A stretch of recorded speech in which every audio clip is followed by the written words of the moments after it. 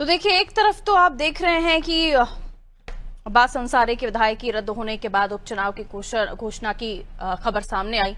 लेकिन ये पूर्वांचल की मऊ की सदर विधानसभा का उपचुनाव जो होगा ये इतना आसान नहीं होगा। ये पूर्वांचल की दिशा और दशा तय करने वाला चुनाव होगा। ये पूर्वांचल की हवा बताने वाला चुनाव होगा। ये राजनीतिक पार्टियों के लिए एक्सरे का काम करने वाला चुनाव होगा। लेकिन उसी बीच अब देखिए, तकरार एनडीए में भी छिड़ गई है। यहां ओम प्रकाश राजभर ने कहा कि ये सीट सुबह सपा की थी, सुबह सपा लड़ेगी।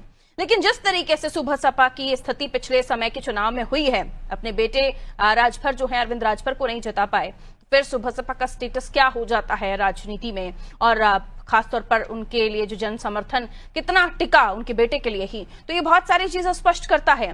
तो क्या भारतीय जनता पार्टी उनके साथ आगे इस चुनाव में जाएगी, या भारतीय जनता पार्टी उनके ऊपर दाव लगाएगी, या फिर ओम प्रकाश राजभर इस चुनाव में उपचुनाव में अलग थलग लड़ते हुए दिखाई देंगे? तमाम चीजें हैं।